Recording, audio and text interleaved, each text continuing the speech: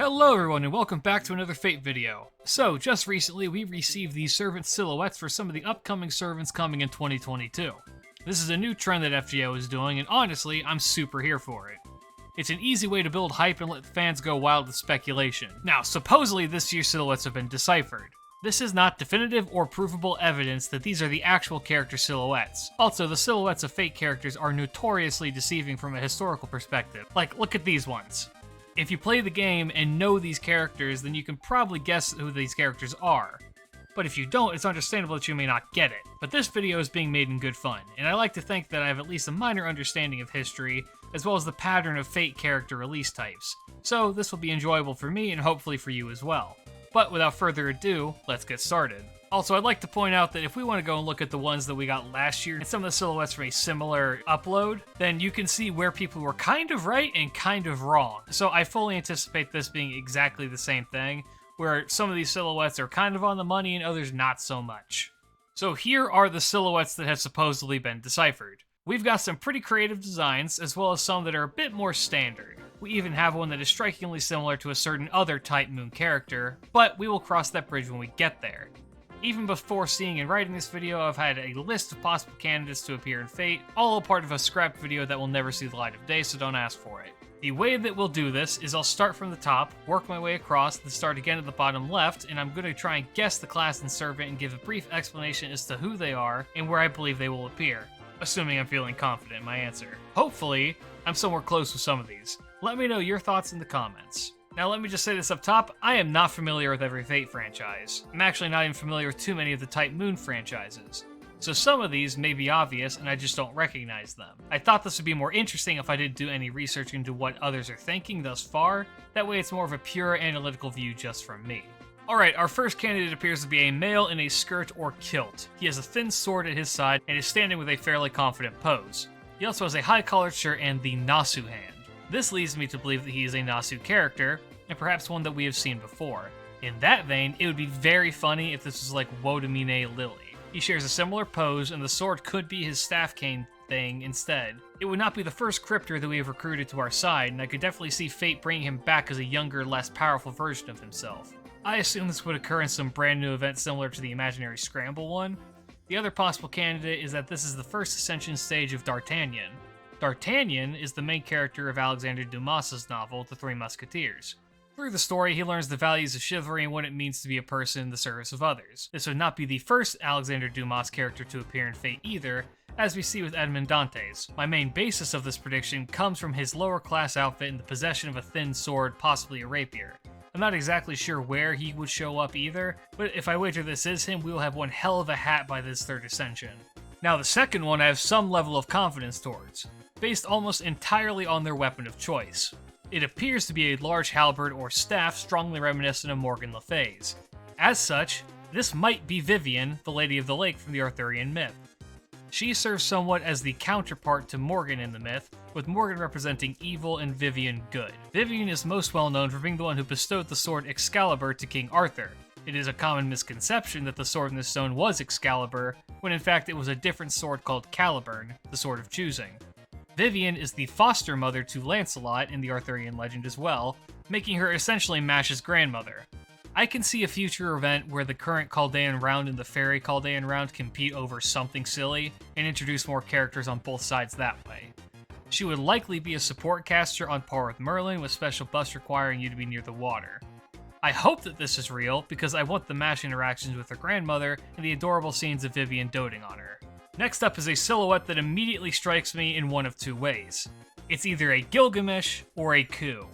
That hair screams the Nebuchadnezzar from Arcade to me, or it's another Celt from the Ulster cycle, as we will never see any of the Arcade characters cross the border to mobile. I'm throwing my eggs into the Ulster basket. With that in mind, I'd wager it's probably Conla, the son of Ku, who was tragically killed by him. However, in writing this prediction, I took another look at his design, namely the spear. That is not a spear that one would use to kill men, but rather one used to entrap animals. Specifically, it's a harpoon. When I think of famous whalers, my mind instantly goes to the old mad Captain Ahab.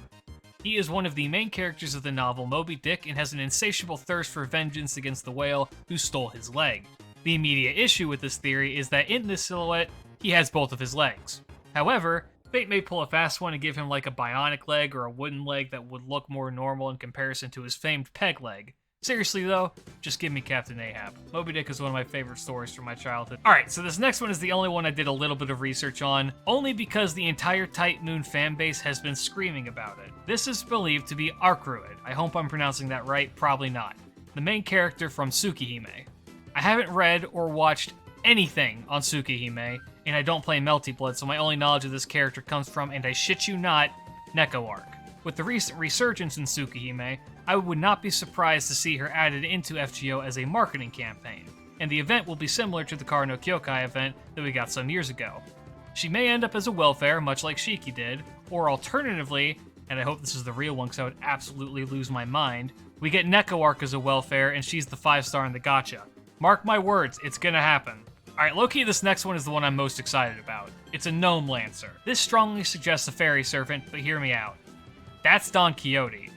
For those of you who are not familiar with Don, he is a delusional wannabe knight from the novel Don Quixote. He is a fool who is so obsessed with the chivalric duty and romantic life of knighthood that he dons armor and travels the countryside, essentially pretending to be a knight with a poor farmer in tow. Though he is often depicted with his half-starved horse Rocinante, he's portrayed with his lance.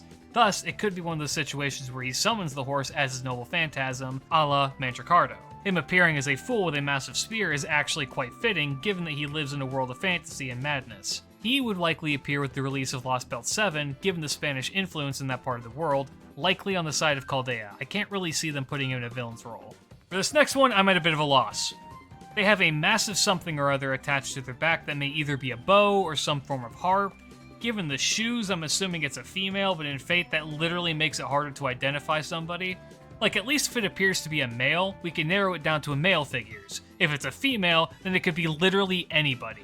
According to this particular silhouette, she may be another witch-type character, but as to where she is from is difficult to say. In the event that she is actually a witch, that gives us a few potential clues. One, she is a Baba Yaga from the Russian folktales. The witch is a frightful but benevolent being that eats children. While this is what she is known for, she's not necessarily an evil character. More often than not, guiding others who can outsmart her. The massive what's-it on her back may be her signature mount, the Mortar and Pestle, that she rides through the forest on. In the event that it's not a witch, then the biggest tell is what's on her back. I would think she may actually be Grimhild, the witch from the Volsunga saga. She is the one who split the hero Sigurd from Brynhild, causing the events of the story to unfold. She did this through brainwashing magic, essentially. Given that we have 2 Volsunga Saga heroes already, it's not outside the realm of possibility to receive another. She would likely appear as a caster in both forms, probably with a lot of debuffs attached to her. Alright, this big guy I've actually got a prediction for. I wager that it is a Berserker due to its size, but it appears to have a bow.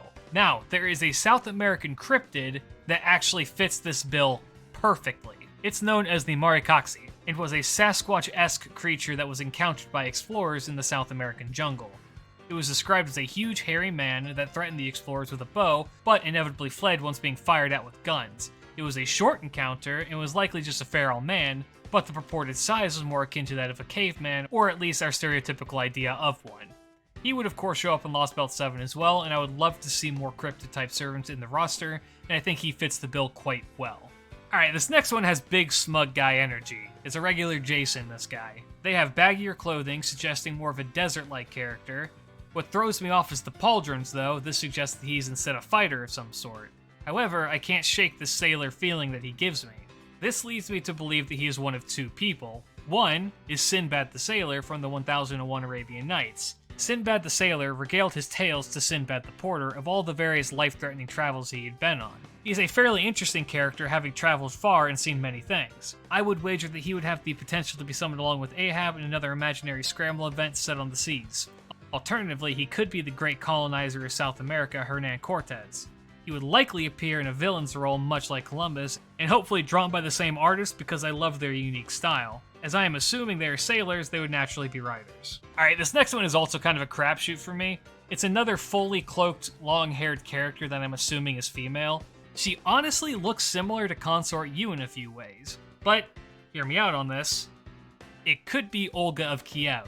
The heavy coat is fitting for the cold climate she lived in, and she certainly would be a candidate for the throne given how absolutely metal she was. In short, Olga of Kiev was a genius. Her husband was murdered by a rival faction, and when they came requesting that she marry one of their own, implying that she would be giving up the crown, she accepted, but requested that they come back the next day. They did, and were loaded up into a boat and marched to the palace. The would-be suitors thought this was just a tradition until they reached the palace, where the boat was thrown into a massive hole that was dug in the night before. All of them were then promptly buried alive while Olga watched. She also burnt down an entire village by tying housebirds with flaming sacks so that they would return to their nests and ruin everything. But that's a story for another time, if we get her. She is a fascinating character in history, and I would love to see how fate tackles that one.